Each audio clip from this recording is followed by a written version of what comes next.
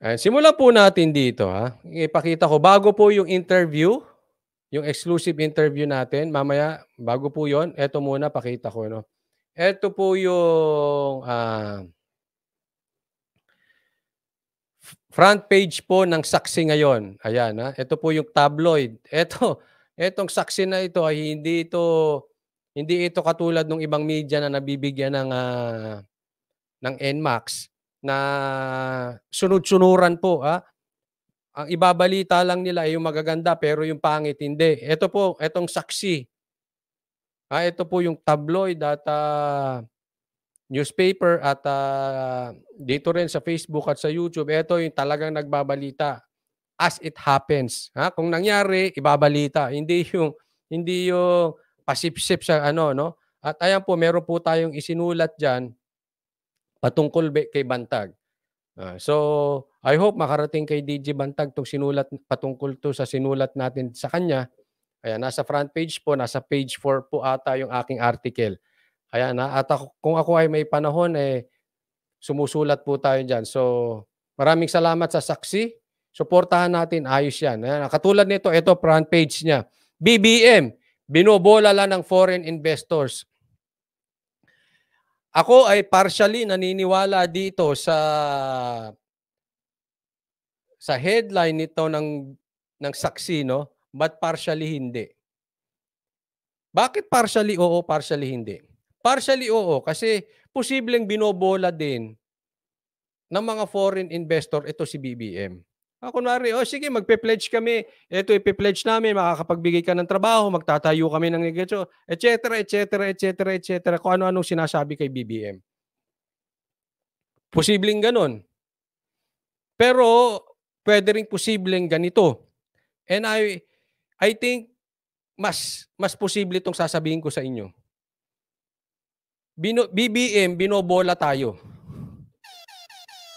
Ha?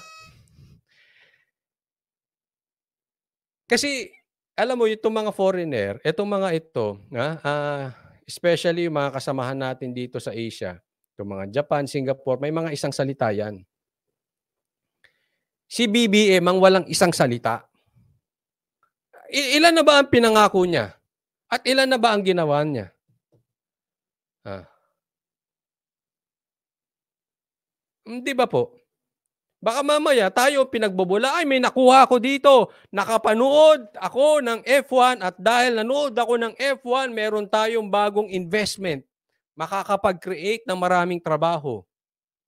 Sa tingin ninyo, yung statement nilang yon, nabobola si Marcos o tayo binobola ni Marcos? 'Di ba? Ako ang tinitingnan ko dito pattern. Kasi maganda ang business side ng Singapore.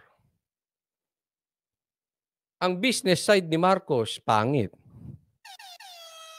Ang kanyang mga promises, pangit. Oh, maaring mali ako, maaring tama si Marcos. But for the meantime, habang walang proof, ang paniniwalaan ko yung pattern. Anong pattern nakikita ko? Puro lang siya salita, walang nangyayari. 'Di ba? EDCA, Maharlika, Okada, sibuyas, bigas, asukal, smuggling, hahabulin. May natutupad ba? Wala. Sinong gusto niyong paniwalaan ko? I always look at the pattern. Yan ang pattern ni Marcos, eh. 'Di ba? Sabi ni Ruby Herman, "Coach, ang Singapore walang korap na politiko dito." Yan. Correct, correct.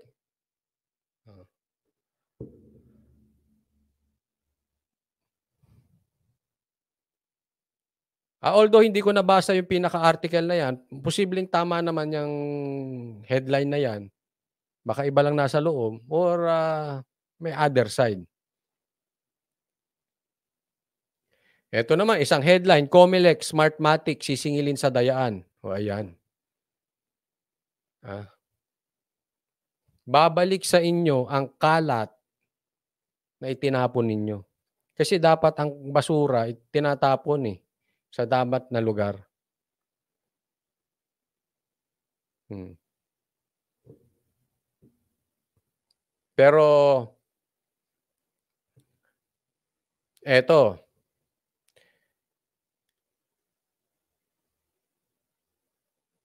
hindi nagpapaawat ang saksi, 'yan. Suportahan po natin. Oh, Maharlika Fund kinaladkad sa Supreme Court. Ayan, 'yan po yung mga ano, eto po may yagbols 'tong saksi na 'to, hindi rin 'to takot, eh. Mm.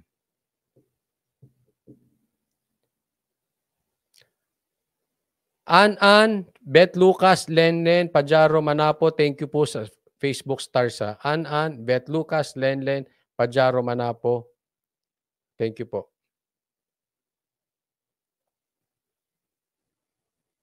Okay, pasok na po tayo. Eto na, eto po, eto yung exclusive interview.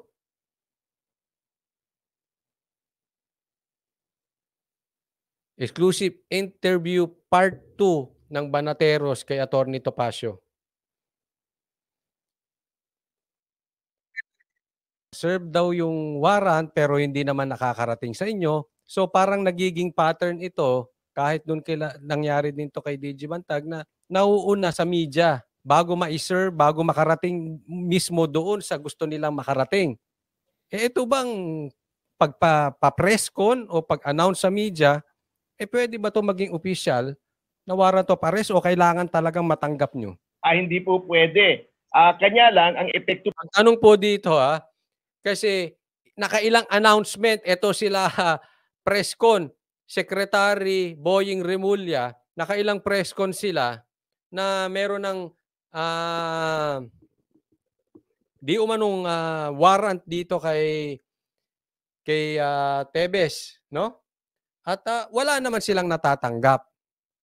Yun po yung nagiging issue dito. Kaya ito po ang tanong ko, pwede na ba yung announcement sa press con hindi na kailangang matanggap o kailangan officially kailangan matanggap talaga ng kampo ni Tebes? Tatandaan po natin, congressman si Tebes.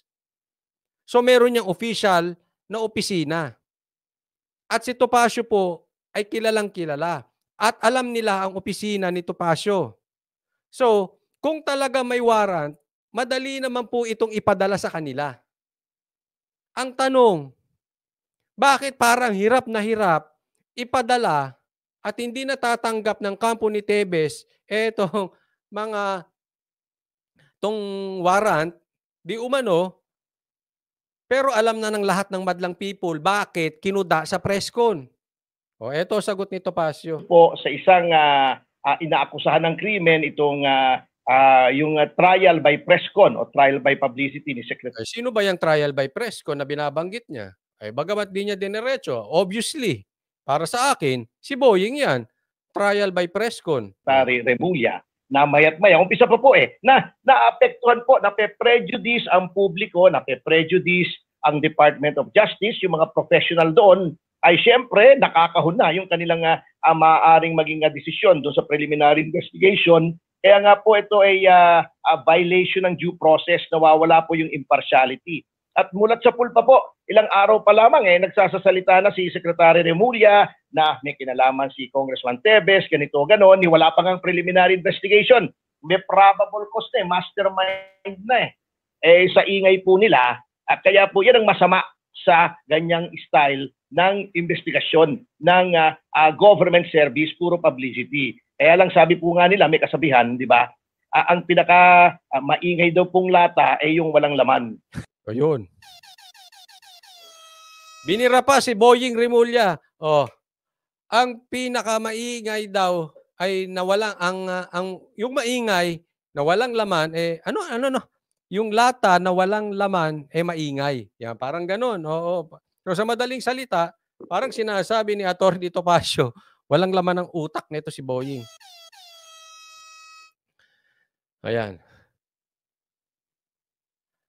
At saka eto po, sa madaling salita, wala pa pong warrant.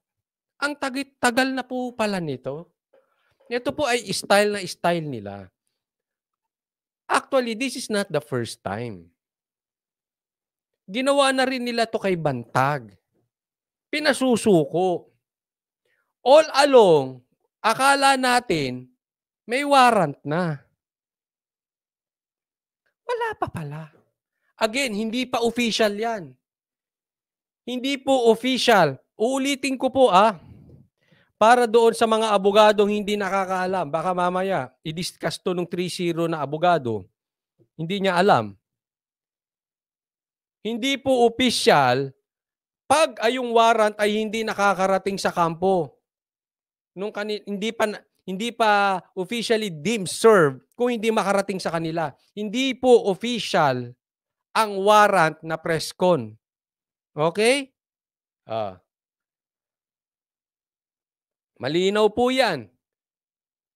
Kaya sabi ko, grabe.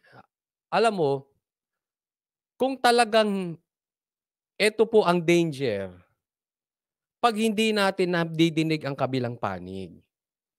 Kaya nga sabi ko, wag naman sana unfair. Bakit? Pag bibigyan natin ng boses, yung binibira sa media, ay biglang iipitin kung sino yung nagbibigay ng boses. Kasi kung hindi nagsalita si Atty. Topacio, alam ng mga Pilipino, meron ng warrant. Di ba? Hindi natin alam eh. Yung pala wala pa. Yan ang katotohanan, wala pa, hindi pa nasa-serve, hindi pa nila natatanggap. Naunawaan nyo? O, diba? Yan ang alam ng mga Pilipino. Siguro 90% of Filipino na nagsusubaybay sa kasong ito, ang alam nila meron na. Eh pag hindi natin bibigyan ng boses itong mga ito, maliligaw tayo. Again, mabubudol na naman tayo. Kasi ganyan po, hawak na nila media eh. Magsasalita sila sa media. O, paano saan sila makakapagsalita? Di ba? Kaya may problema po talaga tayo pagdating sa Tapos iipitin ng mga taong lumalaban at nakikipaglaban doon sa kabilang panig, sabihin na lang natin sa kabilang parte na gusto rin marinig ang kanilang boses. Sana po patas lang. Huwag tayong double standard. Again, uulitin ko, kung may demanda, di magdemanda. Tapos tahimik. Pero pag binira nyo sa media, huwag kayong magalit kung sasagot sa media. Di ba? Patas po tayo. Nag-announce kayo sa media, natural, sasagot sa media kasi masisira sila eh. Kasalanan ba nila yan? Hindi po. Kasalanan ninyo eh. Binubuksan nyo trial by publicity. Totoo yan. Sundan ko lang po, no? So sa tingin po ninyo, talagang ito po ay sinasadyang ginagawang trial by publicity? O tanong, sadya o nagkakataon lang na ginagawa tong trial by publicity? Kakataon lang to. Sinasadya po nila kasi alam po nila, alam nila yan. Abogado naman si Secretary Remulla, may mga seasoned na excuse me po. Desisyon doon sa preliminary investigation. Kaya nga asan na? Nawala. Sinasadyang ginagawang trial by publicity? O nagkakataon lang to? Sinasadya po nila kasi alam po nila, alam nila yan. Abogado naman. Excuse me po, Atty. Topacio, hindi lang kita naputol dyan sa live na sa interview na yan. Pero hindi po lahat ng abogado may alam.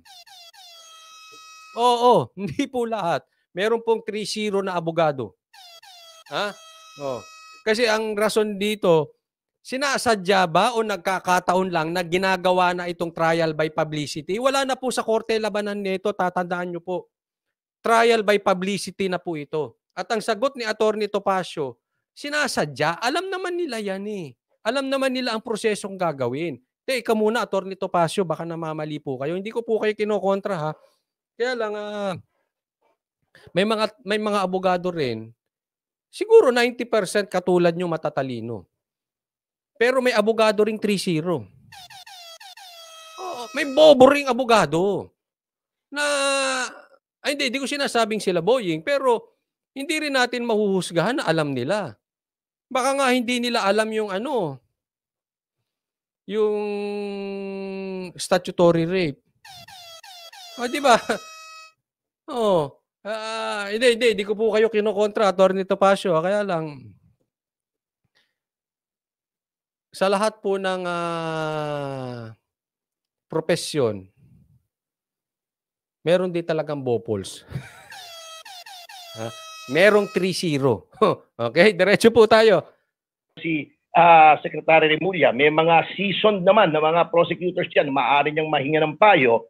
Alam niya na nung nag-recant yung 10 ay wala silang ebidensya laban kay Representative Teves. In fact, yung 10 na yan, alam din natin nag-recant. At yan po ang sinabi sa amin ni Attorney Topacio na talagang wala silang ebidensya dyan. Wala talaga. Wala silang ebidensya na. Magmumukha talaga. Magagaya sila doon sa abogadong 3-0. Pag pinagpilitan nila yan. Pag pinagpilitan nilang isampayan sa korte at talagang iserve yung warrant, pag pinagpilitan nila yan, magiging kalahi sila, magmumukha silang abogadong 3-0. At yan ang iniiwasan di umano nila. Kaya ang baling yan, trial by publicity. Matatalino din. Ayaw nila magmukha silang abogadong 3-0. Alam nyo na, abogadong diba? Yung desisyon po na yung... Sabi ni Herman, kasi yung abogadong 3-0 may sariling batas. Correct. Gumagawa ng sariling batas yung abogadong 3-0. Ayaw nila magaya doon. Ayaw nila. Kaya alam din nila yung parte na yan. Anong solusyon? Trial by publicity. Yan. Resolution ng panel na kakakuha lang po namin, hindi nga binanggit yung recantation, parang hindi nag-i-exist. Sabi dito, may new name na 3-0. Oo, ano ba? 3-0. 3-0 talaga eh. Wag nyo nang babanggitin yung pangalan. Wag po kayo magbabanggit ng pangalan ng ibang vlogger, lalo yung bobo. Lalo yung 3-0, wag na po natin bang. Basta yun na lang. Yan lang ang new name, 3-0. Pwede ba naman yon? May recantation, yung mga nag-recant po ay iniharap doon sa panel para i-reaffirm under oath yung kanilang recantation. Yet, doon sa resolution na ginawa nila, hindi nila nabanggit yon. Ngayon, ako gusto ko na nga actually, sabi ko nga sa aking statement, a part of me wants the trial to proceed. Alam niyo kung bakit? Curious ako kung anong ebidensya ang pipresenta nila sa court. Ganda nun A part of Attorney Topacio, and I agree with you, Attorney Topacio, also, pasensya na po, also a part of me, gusto ko nang matuloy. Sa totoo, gusto ko matuloy. Kasi, gusto ko makita anong papakita nilang ebidensya ron. Tandaan po natin, ang isang tao, pag nagsasalita, mag-isa, mukhang may kwenta. Tama po. Tama, di ba? Okay. Nung nakaharap nitong si abogadong 3-0, yung kanyang katapat, nagmukhang latang walang laman, di ba? Nagmukhang tongo, as in literal, nagmukha siyang tongo. Ito po yung sinasabi ni Attorney Topacio. Kaya nga patawa-tawa siya dyan eh. Parang gusto ko, part of me, ako rin gusto ko matuloy. Kasi magmumukha silang abogadong 3-0 doon. Alam mo yung mga kanilang mga sinasabi nilang ebidensya? Pag yan na cross-examine, sabi ko sa inyo, daig nyo pa. Daig nyo pa si 3-0. Ganun na po ganun na po kababaw yun. Doon sa mga nakapanood, nagmukha talagang tongo si 3-0 doon. Ano ihaharap nilang ebidensya dyan? Di ba? Kaya sabi ko, sige, matuloy na yan. Yun ang gusto niya. Baka pagdating sa korte, baka paglalaruan nito. Tulad nung isa, napainan siya. Akala niya mahina si piskal, Oh, laban siya, ayun bagag. Nagulpi di gulat. Kung hindi magte-testify yung 10. So, May tinitignan ko na idea lang po ano kayo? kayang gagawin din po. May idea po ba kayo? Eh, Kasi kayo na po nagsabi. Pasensya na po wag na po tayo magbabanggit ng pangalan ng vloggers or ng abogado rito. Para na lang respect na lang, ha? Sige. Kasi nagpapapansin yun eh. Wag na nating papansinin. Alam mo yun ang gusto nun. Bakit ba siya nakilala? Dahil magaling siya? Hindi. Papansin. Tingnan mo. Yung ugali niya at yung ugali ng mga vloggers ng Tito Vic and Joey, parehas na parehas. Ang pinagkaiba lang, abogado siya.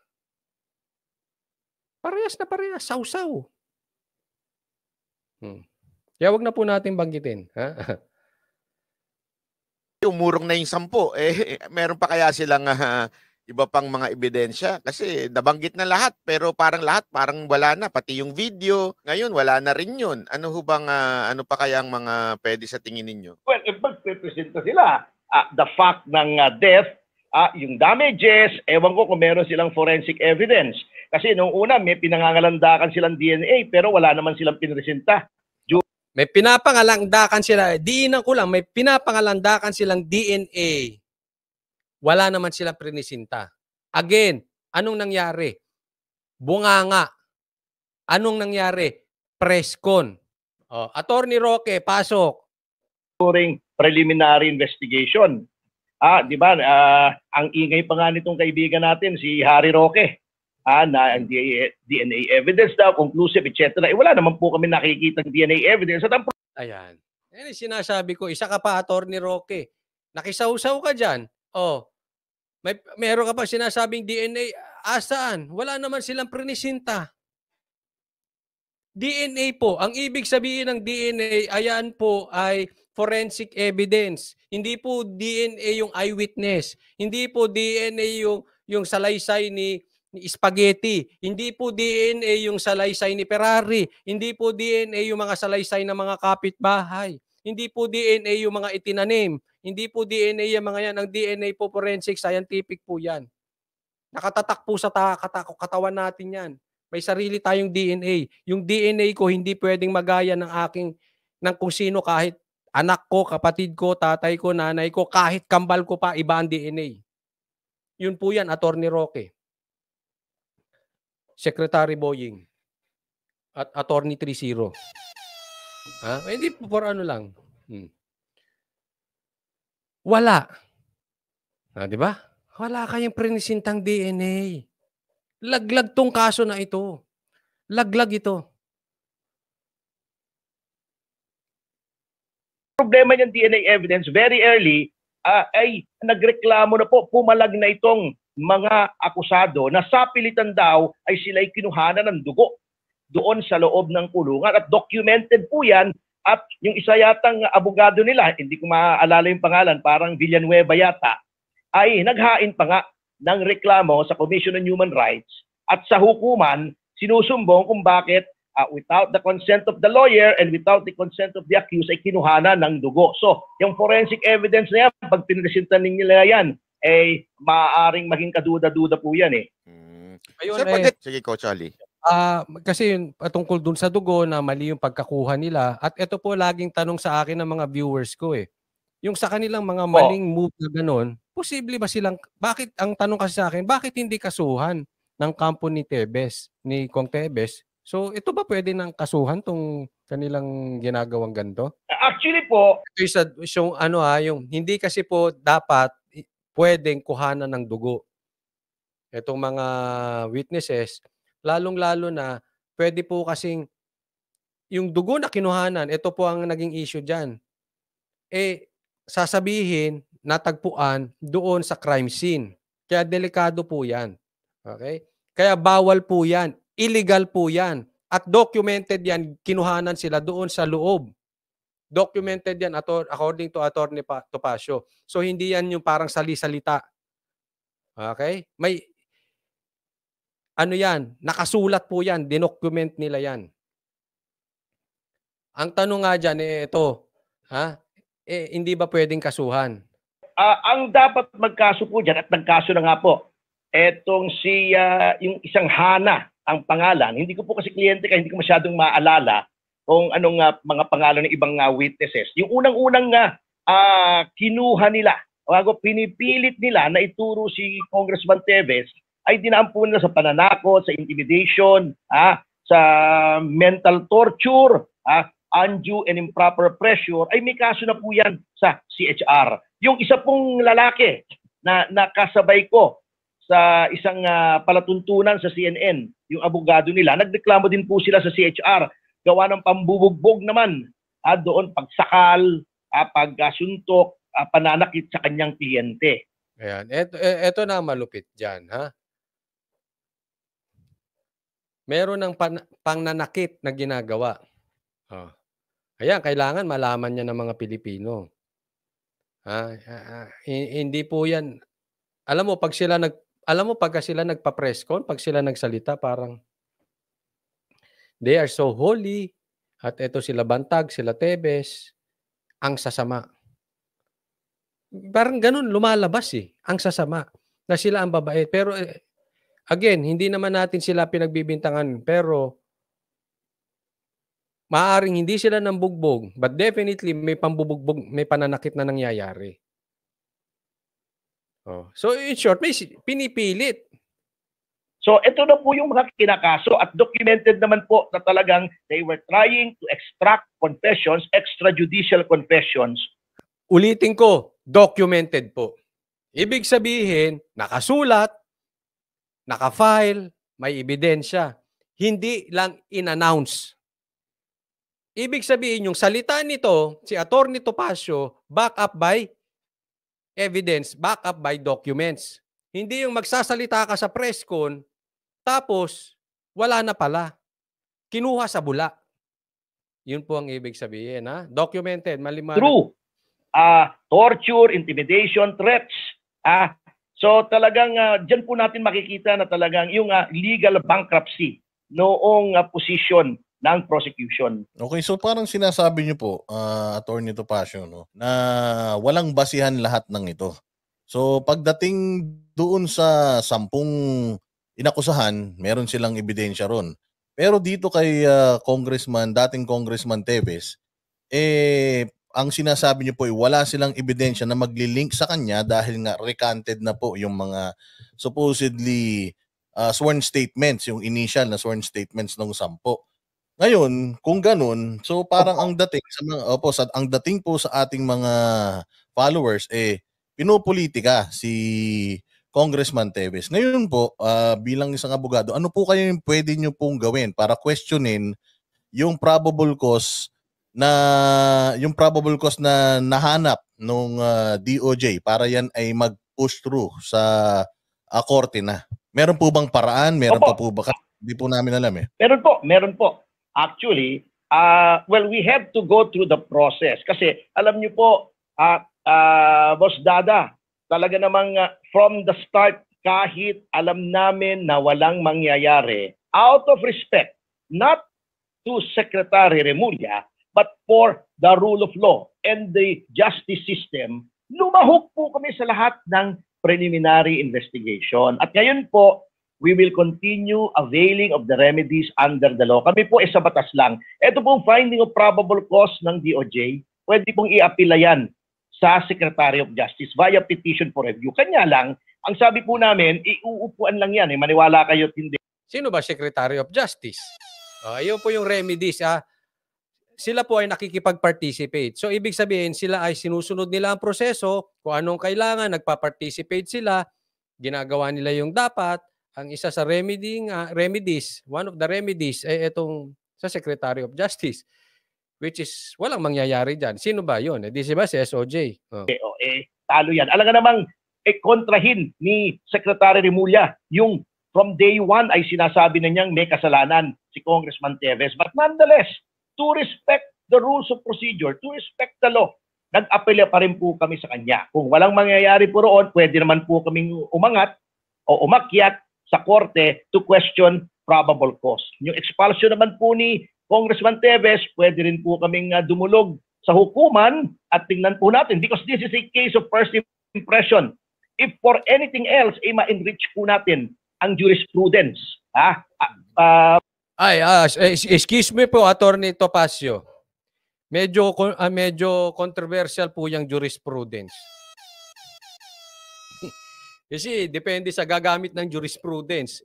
Ito kasing jurisprudence na ginamit ni 3-0, mali pala. Hindi, pero seriously, hukuman lang talaga. Wala na silang aasahan. I mean, wala na silang aasahan dito sa executive. Wala na.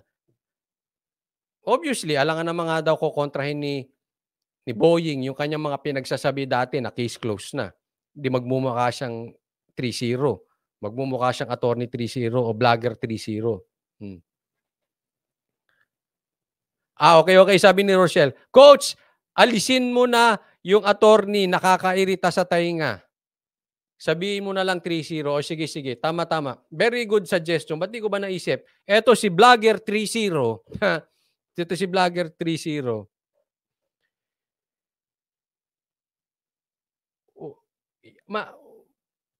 Pag kinontra ni Boying yung sarili niya, magmumukha siyang si vlogger 3-0. At definitely, hindi niya gagawin yun kasi medyo nagmukha na siyang si vlogger 3-0 nung na-fake news siya. Uulitin niya pa ngayon. Malabo na yun. No? I mean, wala talaga. Walang patutunguhan. So, hukuman na lang talaga to. But I'm very happy na sa totoo, gusto ko mapunta na to sa hukuman nang madagdagan tayo ng 3-0. Dumadami itong mga abogadong ganito. Grabe. Hindi, totoo Yung isa naman si vlogger senador, tatakbong senador. O yung magdidemanda sa amin. Grabe, sabi ko. Ano kayang tinitik nitong mga ito? Dapat siguro i-drug test tong mga ito. Ano kaya? Parang nag-i-imagine sila ng ano. Parang meron silang nakikita na hindi natin nakikita. Tatakbong senador. Sabi ko pa, talamak na po talaga ang coke sa bansang ito. Grabe. Anong kalalabasan niya ron? Di nuwisan candidate po ang kalalabasan yun. Ano ba nangyayari sa mga abogado natin? Sa mga, naku. Magkaroon ng karagdagan na kaso to deal with situations such as this. Kasi pag sinabi kong case of first impression, ngayon lang po may napatalsik na kaanib ng mababang kapulungan para dito sa mga kaso na hindi naman binigyan ng due process, hindi naman binigyan ng pagkakataong magpaliwanag.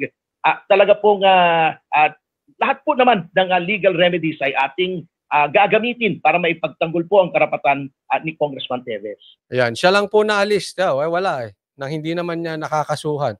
Ako nai-imagine ko kung ito si Attorney Topacio nakalaban si vlogger 3-0, paglalaruan siya, nagmukha siya lalong, alam niyo yung mga dugyot vloggers na parang pinabili ng suka tapos nagkomentaryo. Paglalaruan siyang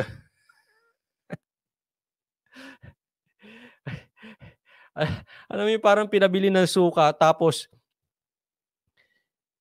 dumating doon yung pinakamagaling na PBA player nag-basketball. Ganun ang mangyayari pagka nagkatapatan. At yung iba pa po, kasi yung 10 po, sabi nyo nga, recanted na.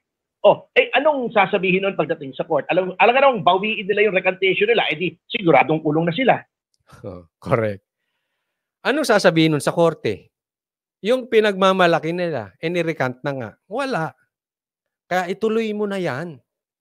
Ituloy nyo na yan. Please lang. Gusto ko makapanood ulit ng ng comedy. Excited ako. Sabi ko, makakita na naman akong vlogger 3-0. Ay, nako.